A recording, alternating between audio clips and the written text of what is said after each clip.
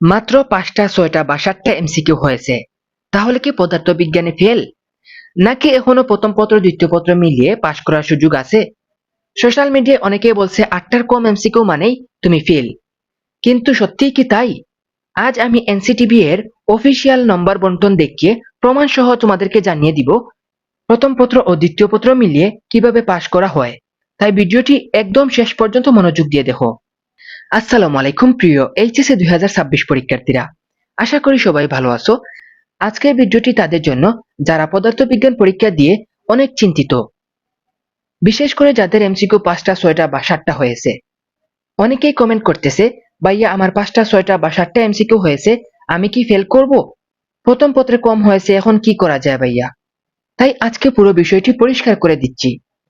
দেখো, এখানে পদার্থবিজ্ঞান প্রথম পত্র ও দ্বিতীয় পত্রের নাম্বার বন্টন দেখানো হয়েছে। প্রথমেই বলে নেই তোমাদের পদার্থবিজ্ঞান প্রথম পত্র ও দ্বিতীয় পত্রের মান বন্টন। যেমন তোমাদের সিকিউতে 50 নম্বর রয়েছে, এমসিকিউতে 25 নম্বর রয়েছে এবং ব্যবহারিকে 25 নম্বর রয়েছে। তোমরা স্ক্রিনে এনসিটিবি এর নাম্বার বন্টনের একটি টেবিল দেখতে পাচ্ছ। এখানে সবচেয়ে গুরুত্বপূর্ণ বিষয় হলো পদার্থবিজ্ঞান প্রথম পত্র ও দ্বিতীয় পত্র একসাথে পাশ গণনা করা হয়, অর্থাৎ সিকিউতে দুই পত্র মিলিয়ে তোমার 100 নম্বর হয়। সুতরাং সিকিউতে তুমি পাশ করতে হলে দুই পত্র মিলিয়ে 33 নম্বর পেলেই যথেষ্ট।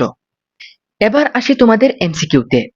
এমসিকিউতে দুই পত্রে এমসিকিউ মিলিয়ে তোমাদের 50 নম্বর হয়, অর্থাৎ 25 যোগ 25 সমান 50। এখন এই 50 নম্বরের মধ্যে 16 নম্বর পেলেই তোমরা এমসিকিউতে পাশ করতে পারবে। এই কারণে যদি তোমার প্রথম পত্রে 5টি 6টি বা 7টি এমসিকিউ হয়ে থাকে, তাহলে বই পাওয়ার কোনো কারণই নেই, কারণ দ্বিতীয় পত্রে ভালো করে সেটির ঘাটতি পূরণ করা সম্ভব। অর্থাৎ প্রথম পত্রে সব শেষ হয়ে যায়নি। দ্বিতীয় পত্রে যদি ভালো প্রস্তুতি নিয়ে পরীক্ষা দাও, তাহলে এমসিকিউ এর প্রয়োজনীয় নম্বর সহজেই পূরণ করা সম্ভব। তাই এখন বসে বসে আফসোস করার কোনো মানে নেই। যা হয়ে গেছে সেটা নিয়ে আর ভাবো না। এখন পুরো মনোযোগ দাও তোমাদের দ্বিতীয় পত্রে। মনে রেখো, একটি পরীক্ষা কখনো পুরো ফলাফল নির্ধারণ করে না। অনেক শিক্ষার্থী প্রতি বছর প্রথম পত্রে কম নম্বর পেয়েও দ্বিতীয় পত্রে ভালো করে অসাধারণ ফলাফল করেছে।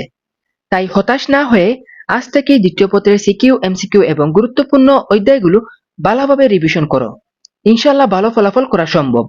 ভিডিওটি যদি তোমার উপকারে আসে তাহলে অবশ্যই একটা লাইক দিও, তোমার বন্ধুদের সাথে শেয়ার করো এবং প্রজ্ঞা এডু চ্যানেলটিকে সাবস্ক্রাইব করে পাশে থাকা বেল আইকনটি অন করে রাখো। সবাই ভালো থাকো, সুস্থ থাকো। আল্লাহ হাফেজ সবাইকে।